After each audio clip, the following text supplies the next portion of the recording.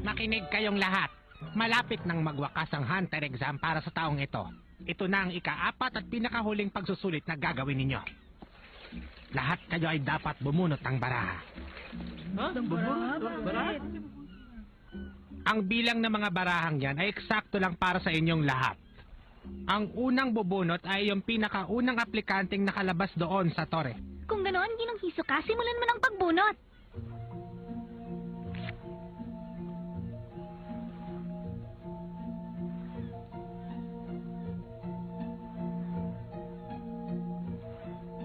Tingnan niyong mabuti. Ang bawat barahang hawak ninyo ngayon ay mayroong nakasulat na numero. Ang mga numerong yan ang magsisilbing application number ninyo para sa pagsusulit na nagaganap ngayong taon. Sa talabunotang yan ay malalaman natin kung sino ang hunter at kung sino ang bibiktimahin. Kung sino ang hunter at bibiktimahin? Hindi ko maintindihan. Sa madaling salita, ang paglalabanan ninyo ngayon ay ang number plate ng bawat isa sa inyo. Ha? At ngayon, ang numerong nakasulat at hawak ninyong baraha ang magiging biktima ninyo. Ipinapaalam namin sa inyong lahat na nakatala ng mga numerong nabunot ng bawat isang aplikante. Kaya ang mabuti pa, itago nyo ng sarili nyong numero para sa inyong kaligtasan. Gaya ng sinabi ko kanina, ang paglalabanan ninyo ay ang number plate ng inyong bibiktimahin. At para makapasa kayo sa huling bahagi ng ating pagsusulit, ay kailangan nyong makaipon ng 6 na puntos. 6 na puntos? Paano naman mangyayari yun? Sa huling bahagi, ang bawat plate na hawak ninyo ay mayroong puntos. Ibig sabihin ng numero na inyong bibiktimahin ay mayroong 3 puntos. At ang sarili ninyong number plate ay ganon din. Sa madaling salita, kung maaagaw mo ang number plate ng iyong target at mapapangalagaan mo ang sarili mong numero, ay pasado ka na. Kapag ibang numero naman ang kinuha mo ay mayroon ng 1 puntos yon. Sa ganong paraan ay maaari ka nang makapasa. Mananatili kayo sa isla sa loob ng 1 linggo. Malawak ang islang iyon para sa inyo. Maaari niyong gamitin ng lahat ng paraan para makaipon ng 6 na puntos. Miss Cara, ikaw nang bahala sa kanila. Oo. Huwag kayong mag-alala dahil meron akong magandang balita para sa inyong lahat. Kung sakaling hindi kayo makapasa sa pagsusulit nito, ay meron pa kayong pagkakataon sa susunod na taon. Ang pinakamaganda doon ay hindi na kayo uulit sa simula. Ano, nagustuhan niyo bang binalita ko sa inyo? Ha?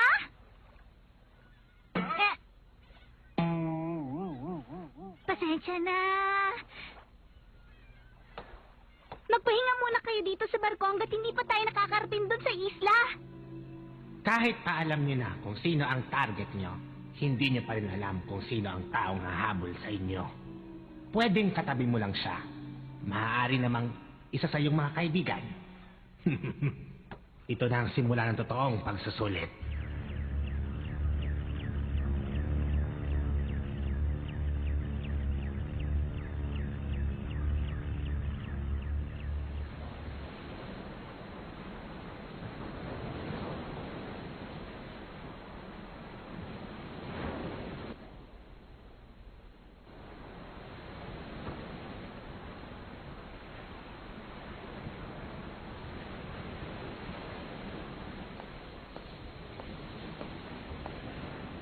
Kumusta na?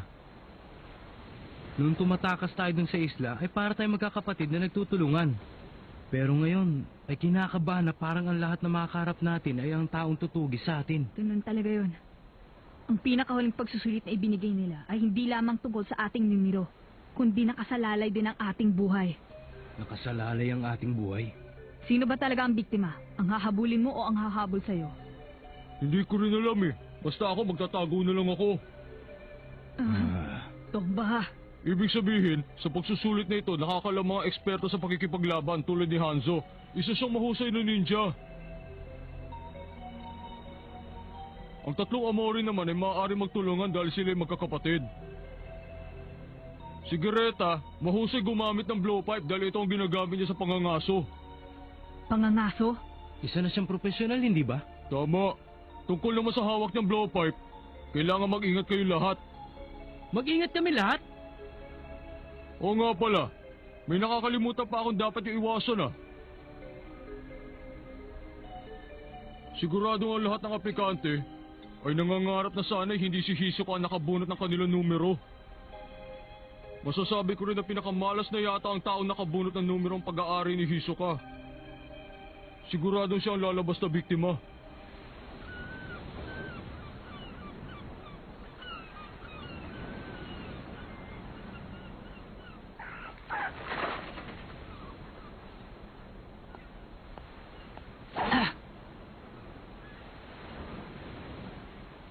Sinong target mo? Ikaw, sino?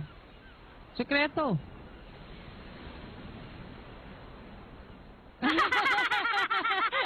Hindi ka dapat mag-alala dahil hindi naman ikaw ang target ko, Gon. Ikaw rin, hindi ikaw ang target ko. Kung ganon, magtingin na tayo ng numero. Sige. Ngayon na! Siya? Oh, Si Hisoka? Napakamalas mo naman pala. oo nga eh. Sino naman yan?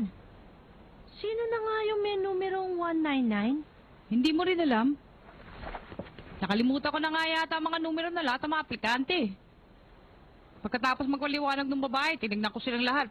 Pero naitago na nila yung kanilang mga numero. Ang dadaya talaga, oh.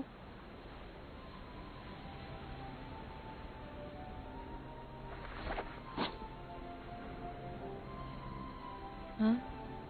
Natutuwa ka ba o natatakot? Anong nararamdaman mo? Pareho. Yata. Kung isa lang itong simpleng pakikipaglaban, siguradong hindi ako mananalo. Pero ang dapat ko lang gawin ay kunin ang kanyang numero, kaya siguradong may magagawa akong paraan. Kapag naiisip kong may chance akong makuha yon, hindi ko maiwasang makaramdam ng kaba. Pero kahit papaano, masaya ako.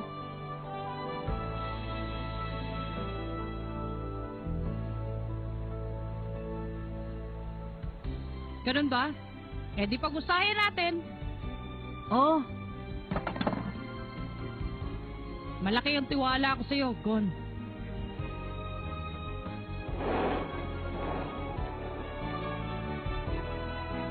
Makinig kayong lahat. Sana ay masiyahan kayo sa ating maglalakbay. Malapit na tayo makarating sa isla ng Zebiru.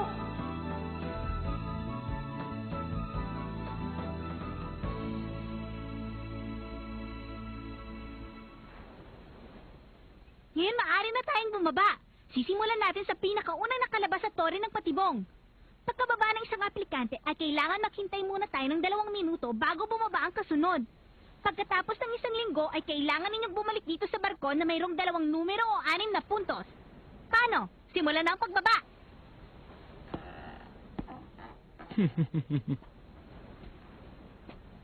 maswerte siya dahil siya ang pinakaunang nakababa. May panahon siya maghanap ng pwesto para makapagmatsyag sa mga susunod na bababang aplikante. Ha? Bakit siya pa ang naunang bumaba? Siguradong hindi lang yung target niya ang makakaranas ng kalupitan.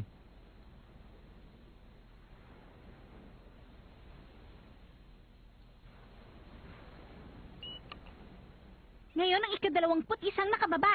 Oo! Mag-iingat kayo, Leorio, Kurapika. Ikaw rin. Magkita na lang ulit tayo sa barko.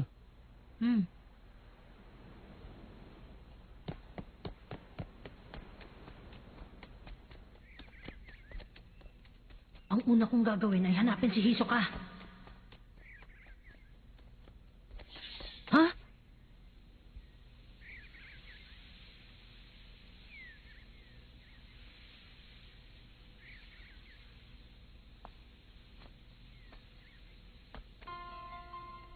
Muntik na ako dun ah. Masyadong malakas sa pakiramdam ng batang ito. Hindi ako dapat magmadali. Kailangan kong pag-isipan ang gagawin ko.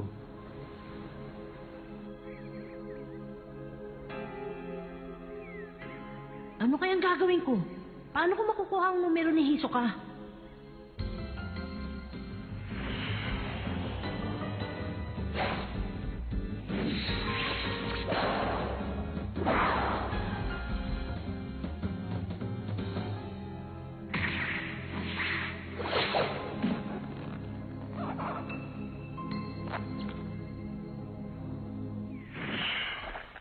Imposible. Hindi ko makukuha yon kung haharapin ko siya agad. Ha? May tao. Meron pang isa.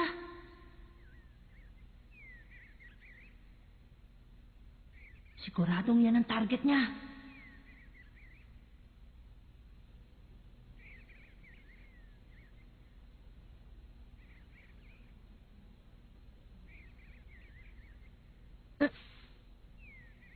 Huh? Ah, Huh?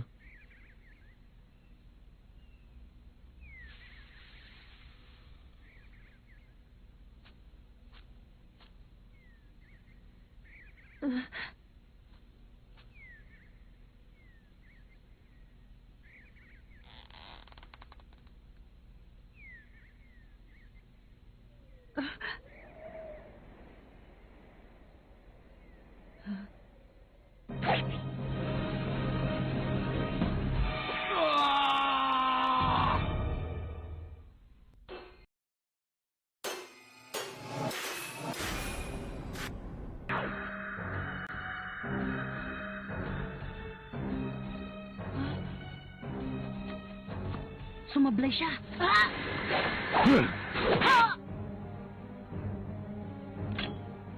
Pasensya ka na, bata. Gusto ko lang malaman mo na hindi ako kasing hina na iniisip mo. Kaya mabuti pa, tumakbo ka na. Nagkakamali ka dyan. Ang yabang mo talaga. Pero hindi ka na makakatira muli ng iyong pana. Kaya ikaw na ngayon ang magiging kawawang biktima sa larong ito. Ha? Paano? Huwag ka na magsalita. Ang mabuti pa, ipunin mo na lang ang iyong natitirang lakas. May gamot ang aking pana, pero huwag ka mag-alala, hindi yan nakamamatay.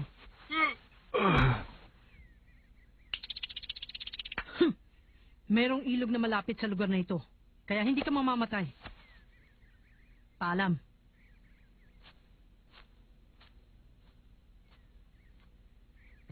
Ang galing!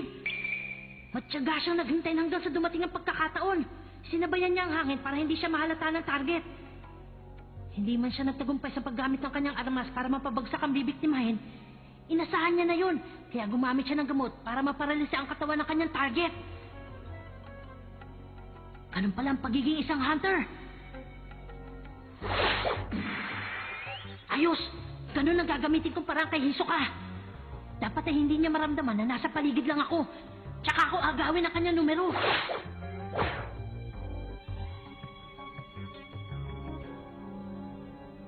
Tinulungan mo man ako, tatapusin pa rin kita. Bilang na 246. Kanino nga bang numero to? Kahit anong isip ang gawin ko ay hindi ko maalala. Ha? Sino yan? Ikaw ba ang taong mahabol sa akin? Ikaw palang kukuha na number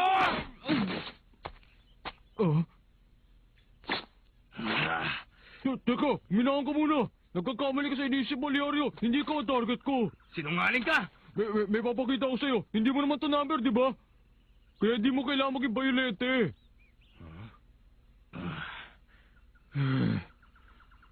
Siguro maliwanag na lahat. Siya nga pala. Total, medyo matagal din yung pinagsamahan natin doon sa tore. Bakit hindi tayo ulit magtulungan ngayon hanggang sa huling araw? Hindi ako papayag. Oh? Wala akong tiwala sa'yo at wala rin tayo pinagsamahan. Alam ko na.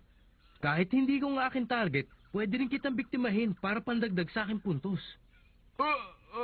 Huwag ka naman magbiro na ganyan, Leorio. Marami akong may tutulong sa'yo kaysa pag-aksayan mo ng panahon ng isang walang kwentang puntos. Halimbawa, maaari ko ibigay sa'yo lahat ng impormasyon tungkol sa iyong target. Huh? Alam ko ang mga datos tungkol sa lahat ng mga aplikante. Ano sa palagay mo? Umalis ka na. Wala akong balak na makipaglokohan sa'yo. Sandali! Huwag mo ako iwan dito! Hahayaan mo na lang ba ako mapahamak?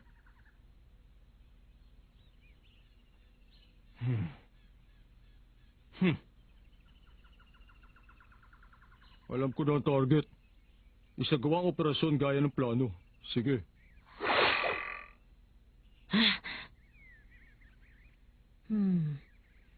Nasisiguro kong hindi magiging ganito kadali ang lahat. Hindi kagaya ng mga kahon na ito iilag si Hisoka.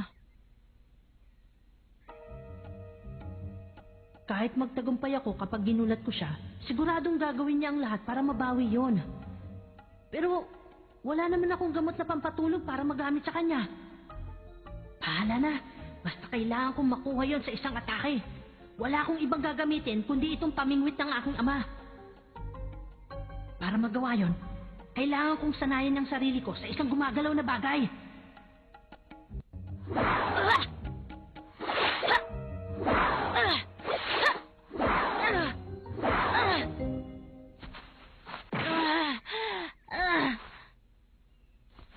Parang baliwala rin ang ginagawa ko. Kung isang direksyon lang ang paggalaw ng bagay, wala rin itong pinagkaiba sa isang bagay na hindi gumagalaw.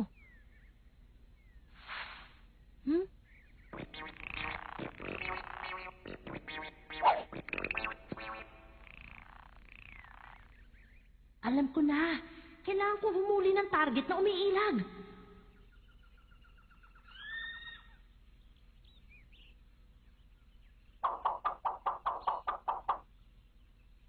Kung hindi ako makakahuli ng ibon na lumilipad gamit to, imposibleng makuha ko yung kay Hisoka. Sige! Ha? Kung sa bagay, hindi ako magtatagumpay kung hindi ko ulit-ulitin ang pag-iensayo. Isa pa!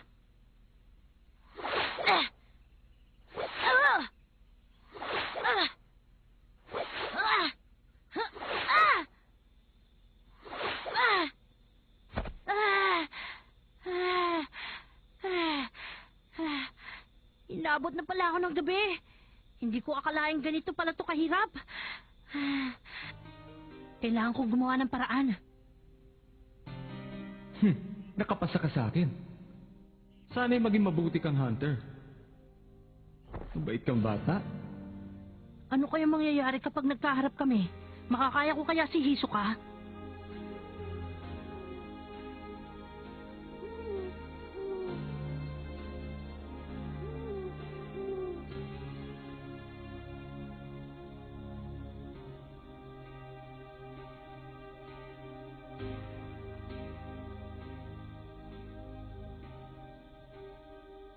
Ipinangako mo, Tita Mito. Ngayon ay maaari na ako sumali sa Hunter exam. Mag-iingat kayo! Pinapangako ko sa inyo, pagbalik ko sa lugar na to, isa na akong hunter! Mag-iingat ka, Gon.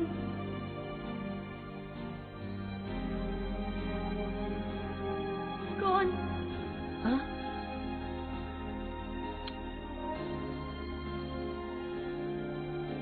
Tia Mito, pinayagan mo akong gawin to gaya ng iyong pangako. Kaya ngayon ako naman ang tutupad sa aking pangako. Siguro'y maliit lang ang aking pag-asa. Pero kahit paano ay meron. Kaya susubukan kong gawin. Ngayon, humanda ka! Hintay mo ako, Hisoka! Kukunin ko sa'yo yan! Huwag mag-alala. Marami pa rin akong oras.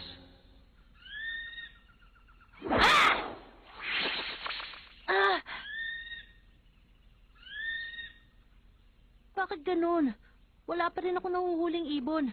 Kung sa bagay, imposible talaga makahuli ng ibon, lalo na kung lumilipad. Pero kahit papaano, kailangan ko pag-aralan ng kanilang paggalaw. Wala talaga. Imposible yung iniisip ko eh. Ha?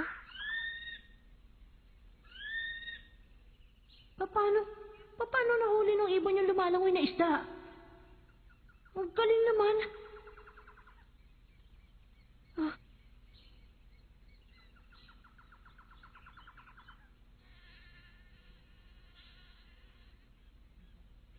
Huh?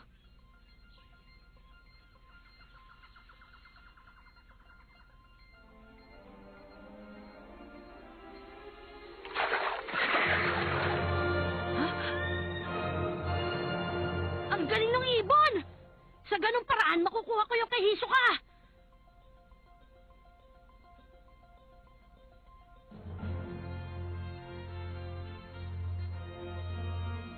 habang umaatake ang target sa kanyang bibiktimahin, sasabayan ko naman siya!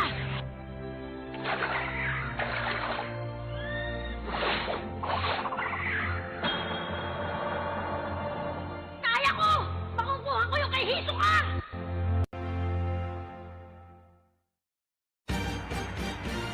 Okay, now I've got perfect accuracy. I'm ready to get Hisoka. Next time on Hunter x Hunter. Found, hide, caught up. But where is Hisoka?